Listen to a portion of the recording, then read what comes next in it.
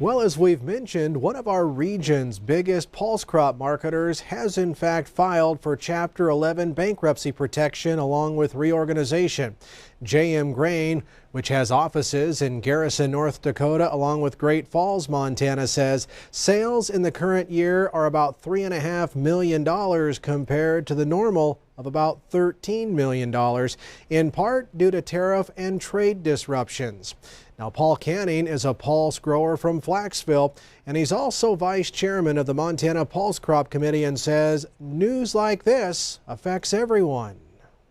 We don't like seeing it. Obviously, as a farmer, as a producer, we want to have options. A lot of times some farmers will grumble maybe about an elevator or a processor, but in truth, we want to see them succeed because when they have success, that usually some farmers have some success too. So when we're losing pulse processors and portions of the pulse industry, it just leads to less options for the farmers. And not necessarily just on price, but sometimes things like delivery date and whether they have, whether they can take product or not. So when you lose those options, it hurts us out here in the end.